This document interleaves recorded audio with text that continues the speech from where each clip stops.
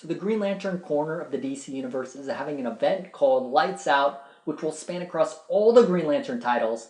It's going to feature the villain Relic as he attempts to rid the universe of all lanterns. Here's a quick guide to get you guys up to date. The Lights Out event will take place over 5 issues. Each of the 4 titles in the Green Lantern family will receive 1 issue, with the event wrapping up in the Green Lantern Annual. The central premise of Lights Out is that the power of the lanterns is failing. Across every corps, ring bearers are experiencing their rings giving out. The first potential source of the problem is the entities. They embody each of the emotions of the emotional spectrum. Throughout the Green Lantern titles, we have seen that they are sick. Entities that normally live in their central batteries are exiting them in a weakened state. Even the white entity, which embodies life, is dying. Surprisingly, the entities are seeking their brethren out. In Green Lantern Corps number 23, many of the entities seek out Ion, the entity embodying Will. They confirm that he is sick and say that it is time for them all to go home and die.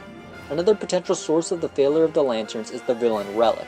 As we saw in his Villains Month one-shot, he is actually a survivor of a universe that existed before the Prime Universe. In his universe, there were Lightsmiths who harnessed the power of the emotional spectrum. Like with the different Lantern Corps, these Lightsmiths were also separated by color. While they did perform great work and attempt to make the universe a better place, the Lightsmiths also warred against each other. Relic was a scientist who studied the emotional spectrum and found that its energies were actually a finite resource. As the Lightsmiths used up energy, the stores began to be depleted. Relic begged the Lightsmiths to sparingly use their power, but they refused. In the end, the reservoir of emotional energy was depleted. The universe itself began to collapse, and Relic wished that he had only done more to stop the Lightsmiths. As his universe died, he traveled into the Source Wall, where he was protected and remade in the universe that followed. For billions of years, he lay inert until he was awakened in Green Lantern New Guardians number 21. Both Kyle Rayner and Carol Ferris were there to witness his arrival. Their presence shocked Relic as he realized that the Prime Universe also had its own Lightsmiths. He vowed that he would not make the same mistake twice. Relic would ensure that this universe survived by eliminating those that would deplete the emotional spectrum. Regardless of the causes of the power failure, the different corps are suffering, and with Relic looming, things are dire. Obviously, the Green Lanterns are in trouble. As we know, their corps was decimated after the events of Wrath of the First Lantern. After Sinestro killed the Guardians, Hal Jordan was given the mantle of leader. Since assuming command, he has made quite a few rash decisions. First, he appointed Kilowog as his senior administrator, and then he went against his advice when he released a tank full of rings to find new recruits. He has also left his post to single-handedly chase after escaped criminals, and even sent Guy Gardner on a dangerous undercover mission. John Stewart is one Lantern who has already butted heads with Hal. He has attempted to take a more level-headed approach to the problems of the Green Lanterns. Using his architectural skills, he has done his best to repair the damage on Oa. He also took new Lanterns under his wing and attempted to teach them. Unfortunately, on their first mission, their rings gave out and they were forced to survive without them.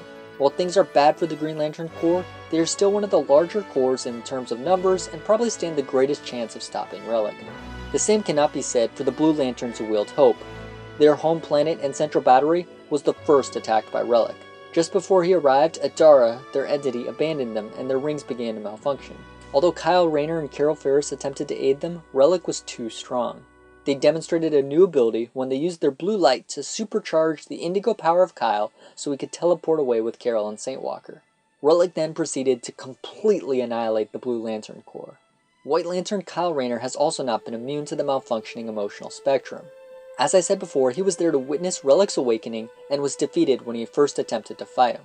Larfleeze, the sole wielder of the Ring of Avarice, took advantage of a weakened state of the Green Lanterns after the Wrath of the First Lantern event. He attacked the defenseless Oa and attempted to plunder the planet. The Green Lantern Corps attempted to hold him back, but he was too strong. During the fight, the rings of both Larfleeze and the Green Lanterns gave out, surprising everyone. Hal was eventually able to trick him into leaving the planet, but we still don't know how much he was affected. The Star Sapphires have also gone through some changes. Like with the other corps, their entity is also dying. Carol Ferris has done her best to aid Kyle Rayners in his duty as White Lantern. She has also tried to take a break from her relationship with Hal. Another Star Sapphire who's in a relationship with the Green Lantern is Fatality. She and John Stewart declared their love for each other after Rise of the Third Army. Sadly, she was tracking some criminals when her ring gave out.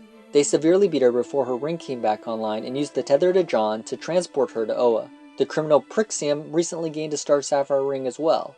She escaped during Larfleeze's attack on Oa. She has returned to her criminal tribe and decided she will help carve out an empire for them. Hal tracked her down and attempted to bring her in. However, he was unsuccessful and Prixium is still at large. The Red Lanterns are a potential wild card in the Lights Out event. Hal Jordan ordered Guy Gardner to go undercover and gain some intel. He infiltrated the Reds by besting Atrocious in a duel and taking his ring. Guy decided not to take on the mantle of leader and tried to make the Red Lantern Corps more democratic. An interesting subplot with him is he struggles to resist giving in to his rage. If he is consumed, Guy might be unable to end his mission and be freed from the Red Lanterns. The other Earth Red Lantern, Rancor, is unique in that he is the only Red who can create constructs. This gives him a special standing within his brotherhood.